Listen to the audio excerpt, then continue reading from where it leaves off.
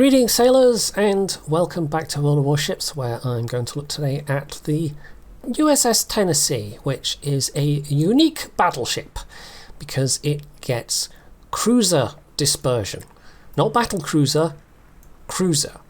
This became available late last year in the Battle of Leyte Gulf event, and I really haven't played it much since then. I just had a whole bunch of other ships to play, so this is me kind of getting around to it a bit. It's, in most other regards, nothing special. It is a Tennessee class, which we don't have. It's one of the we don't otherwise have in the game, and it's got the usual 14-inch guns, apart from the accuracy. The armour and the survivability are not that great for Tier 8, although you do get the 32mm end plating, but the actual belt, the proper belt, is pretty low to the waterline. So most of the armour that you are dealing with, I mean, you're not going to get citadeled very often, because it is quite a low down citadel, but there's plenty of this 32mm plating and the 35mm side plating for people to hit. So you might not be taking great big citadel hits, but there are still plenty of opportunities for enemies to hurt you, especially as you've got this weird little like the auxiliary room armor, this deck armor section curves out a bit, so even if you're sort of fairly, you know, angled onto somebody, it makes that sort of a reasonably flat-ish, well, not quite flat, but it's an extra catch for enemy shells, shall we say. So yeah, it's a bit of an odd one, and of course because it's one of the standards, it is really quite slow. It is just a bit of a chugger. Equipment wise, you can see what I've got here. The concealment, like I said, decent, 11.4, but it's only got where are we, 21.5 knots with the flag. You could have brisk and probably get it up to like 23, 24 knots. So maybe that would be worth taking, but I've actually got John Doe on here, which gives me a bonus to my main battery traverse, which is kind of handy because that's also very slow. I think the base is like 50 odd seconds, 60 seconds. I honestly can't remember. And if you want to improve that, well, this being an American battleship, it would come at the cost of range. So you can either have range or extra turret traverse, but you can't have both. So it's an interesting package, and if it didn't have that cruiser dispersion, it would be a lot less so. I mean, it looks fantastic. These big chonky American battleships always do. The California is exactly the same. But aside from that cruiser dispersion, if it didn't have that, it wouldn't necessarily have a lot going for it, being a 14-inch gun battleship at this tier with not a lot of hit points and not super tanky armour. I suppose if they did go down that route, they probably would have given it a better heal or a quick cooldown damage control party, but yeah, as it is now, it's the accuracy that really is the gimmick of this thing. However, having said that, you know, it's accuracy with 14-inch guns. You need broadside hits to make the most of those 14-inch guns. Otherwise, you're going to be getting a bunch of bounces, and you might even have to, at times, resort to your high explosive shells, which can feel a little bit silly, but sometimes it's the best choice. Anyway, we have got, let's see, we've got a PointyHairedJedi on the enemy team. So although this does in theory have decent AA and it's got the defensive, it's not necessarily going to be all that useful against the PointyHairedJedi because it just drops in one big chunk. Only one destroyer per team, but there's also a sub as well. So given that this is a domination game, that might make for things being a bit hesitant on each side at first. I think both teams are going to be heavily relying on their carriers to spot which, if you know, like if you've been paying attention to the information that's coming out, the waterline video about what they plan to do for the year ahead, 2025 is they're promising to finally change carrier spotting, but it's unclear exactly whether it's going to be for the better or for the worse. So I guess we shall wait and see. There have been some decent videos out there for people that don't necessarily want to sit down and read through the news blog articles on the main site and the dev blog, and whatever information might be garnered elsewhere, like Discord or whatever. So yeah, I can recommend those if people are not entirely clear what's happening. But yeah, there's a bunch of stuff, and some of it seems okay, and some of it seems a bit questionable. So that's part of the course for wargaming, I suppose. It's always nice to see that they are actively thinking about what's coming next, and like, you know, how can we keep the game feeling reasonably fresh for people, and not just add systems upon systems for existing players. But I don't know, there was a whole section about how they don't want things to be too complicated by adding new systems that seem obtuse, and then they said, but what we're going to do is we're going to test things in game, like not only on test servers or special modes, but just like for a couple of months everyone will be on a test server essentially, and that kind of seems to run counter to the not making things obtuse. But what do I know? Having constantly shifting new mechanics over the course of several months at a time is it's not the way I would do it to make things not obtuse, but you know, like I said, what do I know? Anyway, this Musashi is, yeah, the shells are the US shells, so they're not particularly fast. So even though you get the spotter plane, yeah, that was not nearly enough lead. And now he's turning away, that's fine. Let's go for what's actually on this flank. If I could whack the Rook, that's not particularly well armoured, that would be useful. Your priority always really does want to be squishy things, broadside things. That's not necessarily always going to be targets that you have available. I think also just on speed alone, I mean, this thing chugs along, and a lot of people are just that is torpedoes from a sub, okay. A lot of people are going to be like not that okay with that. They're going to prefer the battleships, especially at high tiers, to move just a little bit faster. But I mean, if you've played up the Kansas sub-branch, then you might be a little bit inured to that. Who knows? Not the most popular line, but there are people that play them, and especially the tier 10 does have some pretty nice guns. Right, the Tirpitz is more broadside at this point, although I think we're about to lose spotting on them. I really don't want to be the one that presses in here. Oh, we lost Rakatsuki already. It's not so good. How's the middle going? Our submarine is getting hammered would be the word. Yeah. Deaded would be another word. There is definitely actually a word. Right, I guess I'm going to have to do a thing I don't want to do, which is somehow try and press in here versus a submarine, because nobody else is doing anything right now, and I can kind of continue to hang around back here, which is going to lead to our slow eventual demise. But yeah, there's not a lot I can do other than try. Right, you're kind of moving in this direction.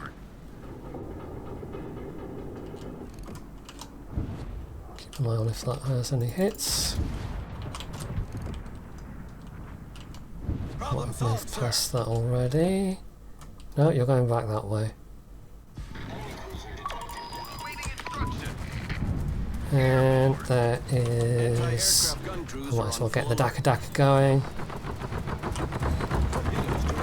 Various planes. I think I was actually moving slower than the Johan de Witt was counting on, which is sort of funny, really.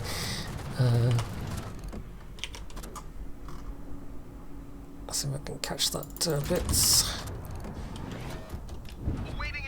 I've got all 3 caps, and here's me having to slowly chug towards a cap in the hope of... I can't even really cap it. I'm just going to get spotted and decapped, and there's not a lot I can do about that. Alright, gonna take these, can't avoid them, don't have the manoeuvring capability. Right, that was a bit painful.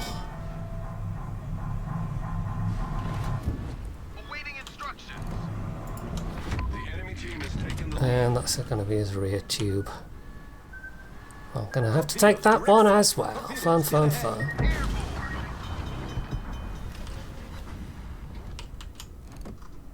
Right, half my health gone already, which is fantabulous. And I've got... like, nobody seems interested in my team on the caps. I've had a couple... like, we've lost only 3 ships, and look at this. This is a mess. I think whatever ship I was in right now, this would be a goddamn mess. If I was in a destroyer, I might be able to do something a little more proactive, but yikes. Like, what else can one do here as a single player?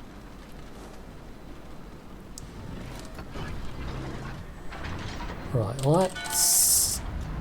I guess camp this island a moment while we get health back, get our turrets rotated where I want them to be.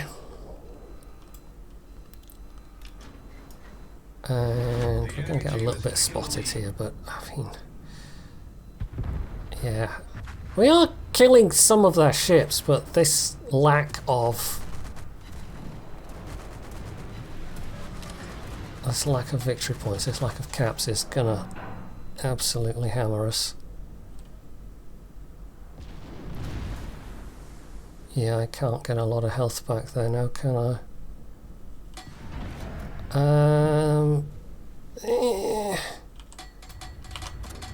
Right, that's gonna be the sub.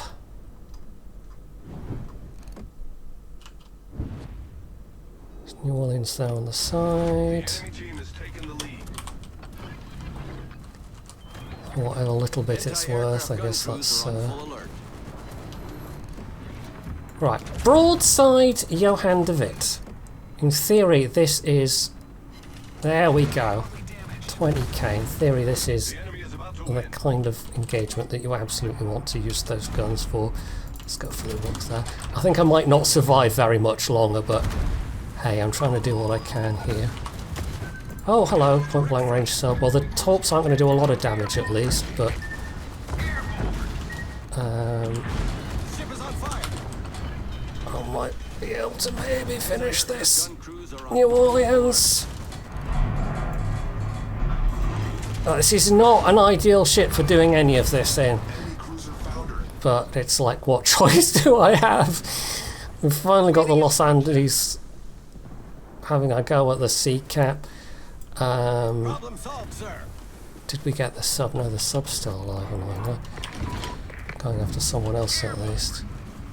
Turpus, of course, has got torpedoes. They're now bow on. Not a lot I can do about that. I think it's these Pobeda torps that will finish me.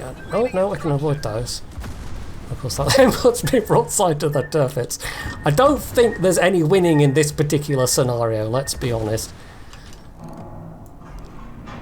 But I've still managed nearly 100k, and you've seen at least what these guns can do versus unwary broadside cruisers, which are your prime prey.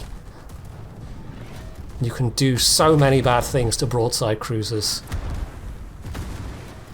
But I'm not going to get torpedoed by bits if... Oh, yeah. There we go. Yeah, this is a mess. We're at least having a go at the sea cap now. The enemy is about to win. But even though they've lost so many ships, this is just an absolute mess. I'm kind of interested to see if we actually win this one. I'm going to hang around and watch the end of this. Sometimes I just skip ahead, but occasionally I like to see the outcome. Well, I'm pretty sure that's their carrier screwed. The Rook went down, so apart from that, there's only the Johan de Witt and the U-190. If they'd managed to kill one or two more of our ships, I mean, like for instance the Los Andes is fairly low health, I think they could have got away with this on points, but as it is, I think we're going to win this one. Which is a bit of a relief. This was an absolute mess, but at least it's an absolute mess where, even though I did get sunk, I got sunk for something. You know, I delayed some of their point gathering, I managed to kill a ship, managed to damage some other ships fairly heavily, so it wasn't for nothing. It's more frustrating when it does feel like it's for nothing. Oh, in fact, yeah, there does go the Los Andes, okay. And I managed to do not too badly in it, so yeah, I will take that. I will definitely take that. That's not a terrible result. Alrighty, this is going to be a lot nastier. Tier 10 game, still not a lot in the way of sneaky ships. In fact, that Erland is going to have a bit of a rough time with not having any smoke, although Erland AA versus Kaga's squishy planes, they might do okay. It's just the Kaga can just keep sending more planes. Yeah, I am not going to be rushing in this one, and let's hope there is no circumstance in which it becomes even remotely necessary, because I'm not going to enjoy myself if I have to. Yeah, and as somebody points out, they've got 2 Jinnans. Although we've got one as well, but the fact they can sit and smoke and pew pew might be a little annoying. So, yeah, we'll see. A bunch of spots already. Let's see if we can get some early hits with the spotter plane.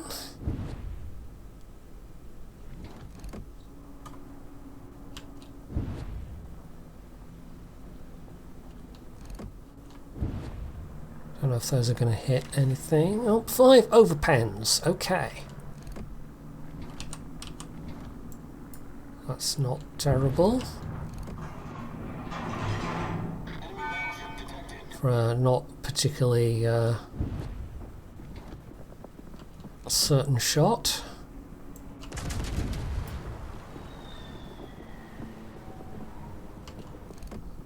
And the Yamato doesn't look like they're really going anywhere. I wonder if I'm better off with HE against that Yamato.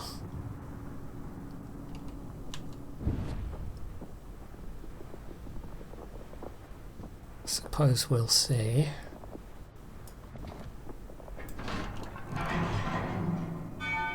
You reversing. If Kaga comes for me, I think I will be able to do a bit more to those planes than I could to the Soviet ones. Oh, in fact, yes, there they are.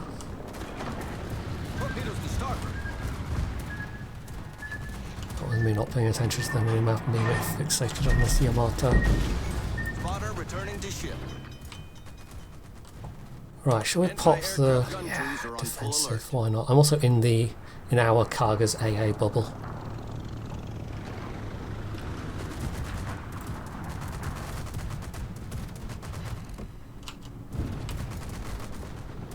It's annoying having to manoeuvre like this. Problem solved, sir. Back in day, this would have had improved energy retention on it, I'm sure, but Sadly not now.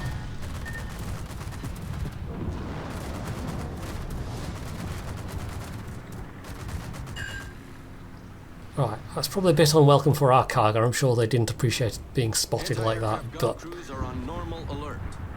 there's not a lot I can do about that, really. It's, yeah, it's not necessarily the most thrilling ship to play this. It's very much mid to back line support.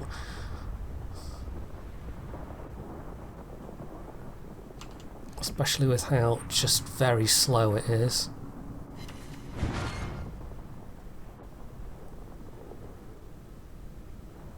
With these slow US battleships, you really do so heavily rely on having good gun range. Right, I think the cargo's decided to pick on me in particular. I guess because I'm the same tier as them.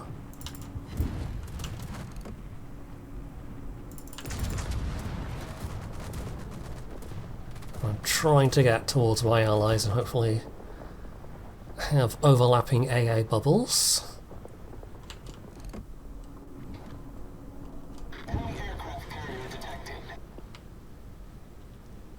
Well, there's the enemy cargo, who hasn't moved at all, which is not necessarily the best idea.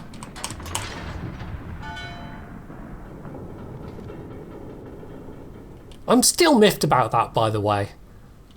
Them just completely removing the improved energy retention on the US standards. It just felt like such a weird thing to do. It was, and it sort of ties back to what I was mentioning earlier with their talk of decomplicating mechanics, you know, in theory, or the idea they apparently had was that it would put it in line with the other battleships, and it would be, you know, one less special thing that you had to remember about this one particular line of ships. But really it was just making the ships worse for not really any real reason, and just kind of not giving them much back in return, so I don't know. Like I say, still a little bit bitter about it, but sometimes these things happen. It's like how they, way back when... Oh, okay, that was a waste of a defensive, never mind. When they did the great heat penetration nerf in World of Tanks, which included, for some godforsaken reason, my beloved AMX-40. And so it just had its premium ammo nerfed. Because, not that it needed it, it's just all the other heat shells were getting their heat shells nerfed in terms of penetration. So clearly it had to happen to the best tier 4 tank as well. It was clearly too good. And even though it only lost, I think it was like 8 mil, 6 or 8 mil of like average pen.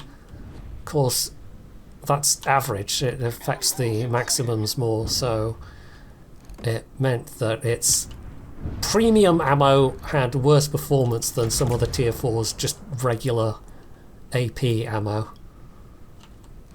So, not that I'm bitter, not that I remember these things and hold a grudge or anything, wargaming. Not that I'm, you know, not that I'm that kind of nerd. Right, I mean, we've taken this cat, but we've been wiped out down south, so this is like the half of the team that's left, sadly. And we've only killed one enemy ship. I don't know, I'm doing what I can here. I haven't had any big hits so far, though.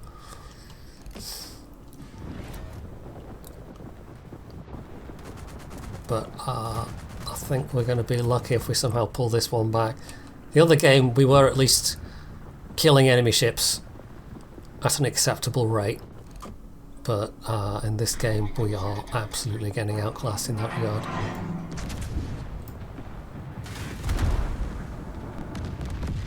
Yeah, there goes another one. Pence. That is a lovely broadside Los Andes. Well, it was lovely broadside of Los Andes, but not that the guns were especially behaving.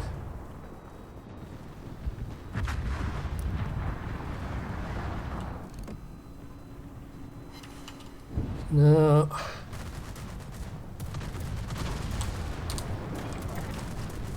I think you're starting to see why, despite the absolutely absurd accuracy for a battleship, this thing is not exactly OP.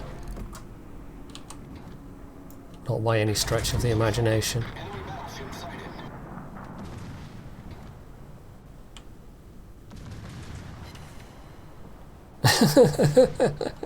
Now, if this thing had the US 16-inch guns with this accuracy, that would be absurd.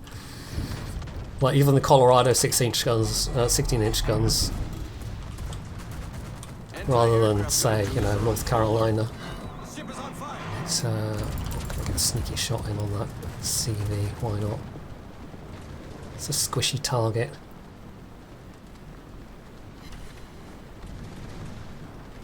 Yeah, we're definitely going to be. We're definitely struggling to do much of anything. Oh goody, I'm the last battleship. I'm the last battleship! Woo! Oh no, I'm not quite the last battleship. There's another target as well.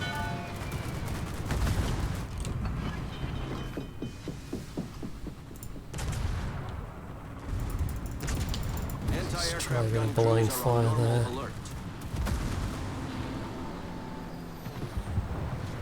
I don't think any of those have hit anything. No.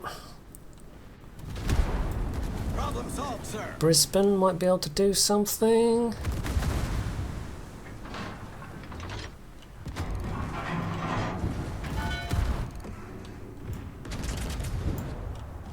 Getting fairly hammered here. I'm pretty sure Brisbane has torps. There we go. Brisbane deleted. More cargo planes. What else is exploding and dying? Oh no. Right. Oh, that Yumahari coming in on the other side is. It's not great. None of this is great. It's been a slow motion car crash. Right, my front guns might reach that. Johan. Oh, and one of my rear guns as well. Okay. The enemy is about to win. Ah, no. Oh, Jinan.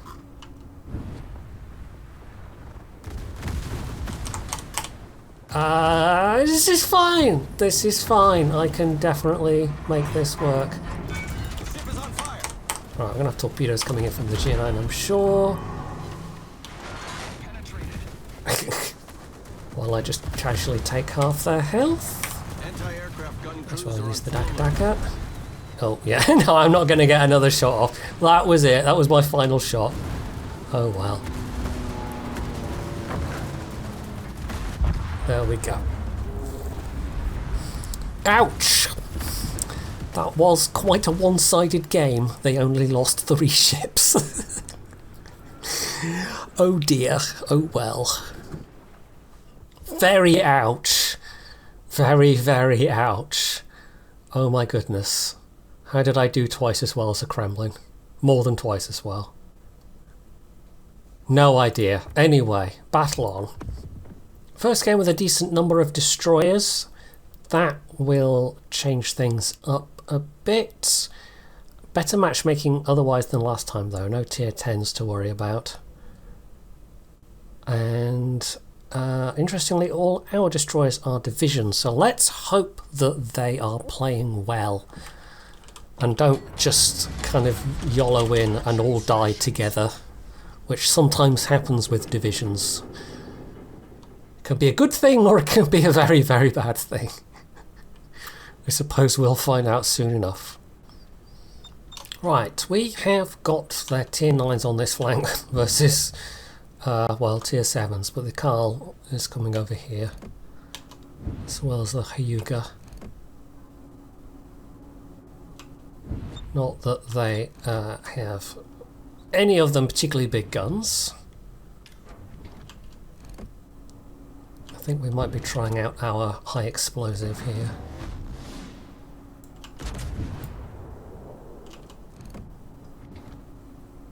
Oh, don't you take any torpedoes.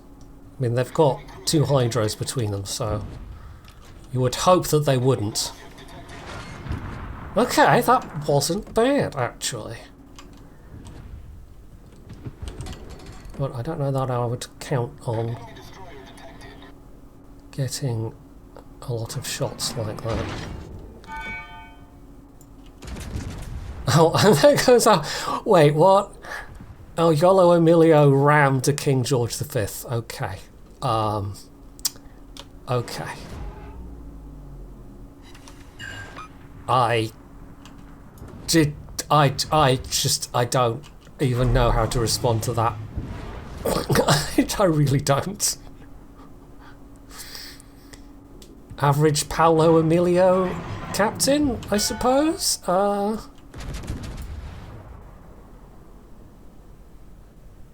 Okay, there goes one of their Kitakazes though, so that's fine. We're still doing okay on destroyers so far.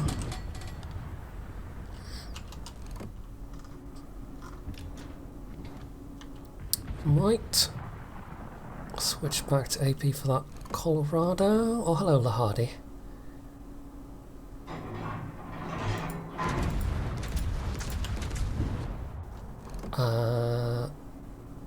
Yeah, Mars is kind of a tricky one to play at Tier 7. It's not particularly anything stealthy or well armed or, yeah. It's at that awkward Tier 7 spot where you've got very poor concealment compared to a lot of the ships on either side of you.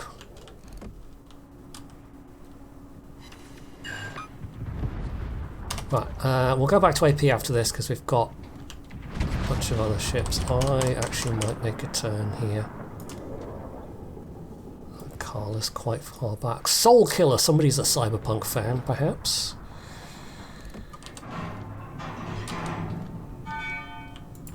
Put our HE salvo out on that guy. AP on the Yarsfeld would be very nice.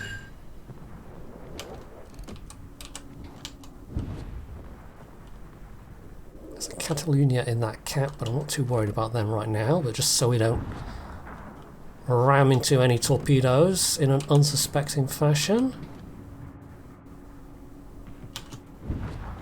Oh, hello. Right, you are close and broadside, which is immediately piquing my interest. Did turn around though, so okay, that wasn't nearly as nice as it could have been. Don't doubt they dropped torpedoes there.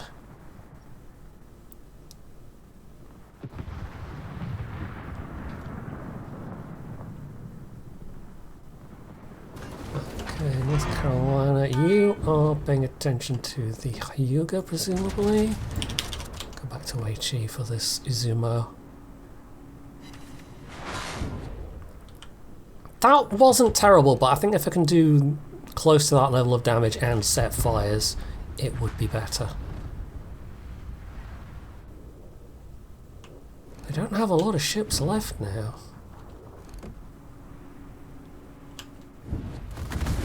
The ship is on fire. Straight to a double fire, but we're at full health, so I'm not too fussed.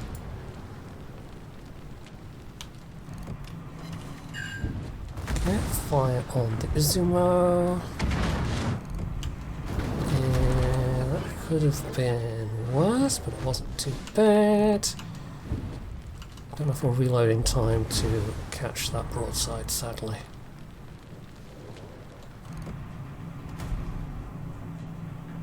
I don't think I last too much longer. I'm actually going to put shells out against the North Carolina there, rather than waste my reload on the Izumo.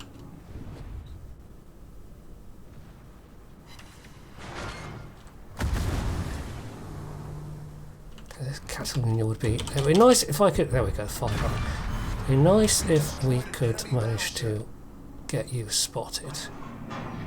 Another kind of a weird game, to be honest. We're only just approaching 8 minutes in and we're already with this result. 7 ricochets and a torpedo protection hit. Okay. Okay. Yeah, this has been an odd one. And this is with apparently an AFK ship. This was 11 versus 12 and we're still having this result, it would seem. I don't know what to say. I really don't know what to say. Very, very peculiar game.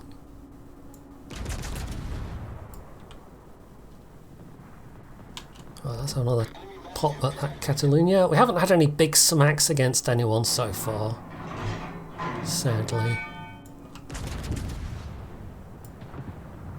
And we're now reaching the stage where this lack of speed is becoming a serious hindrance. I mean, it's always a hindrance, but yeah. Means it's going to be very difficult to do much against these last couple of ships, sadly. You just lose so much speed in the turn.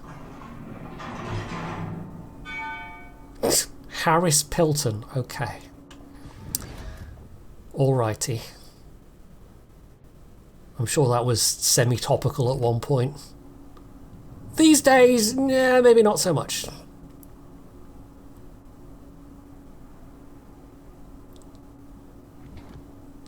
There you are, Colorado. They're both coming this way rather than backing off. So we might well get some extra damage out of this.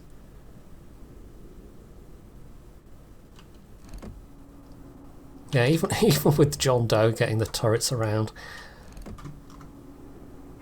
it's a bit of a chore.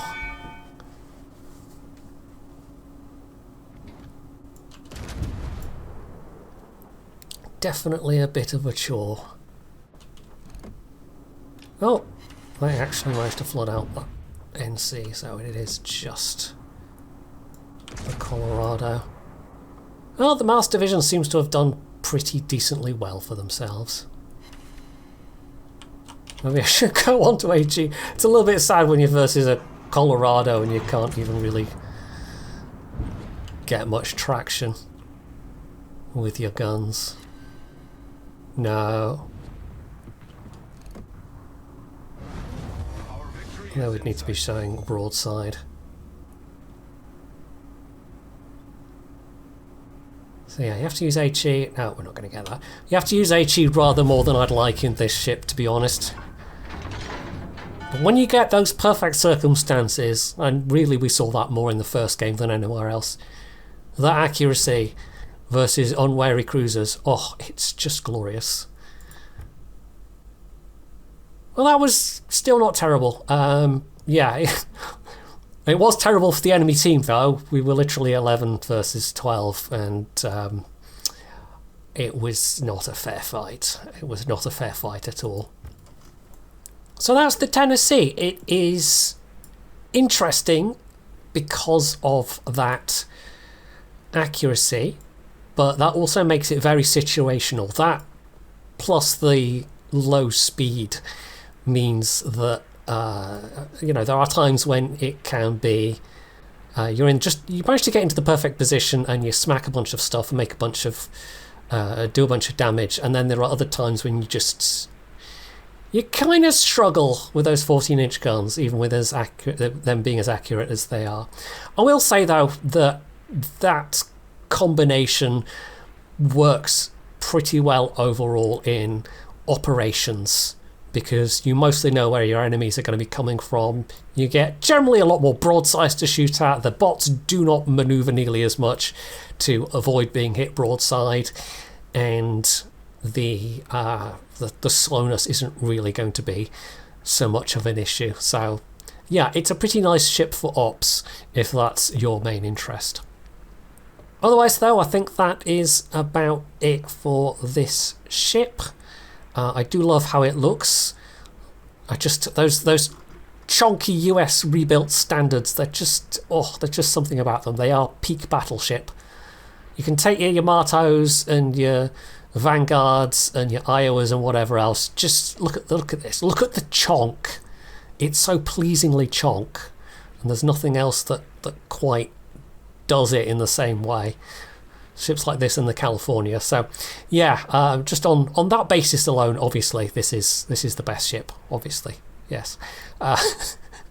Anyway, if you have enjoyed this video, you can do all the usual things down underneath it, and of course, as always, stay tuned for more.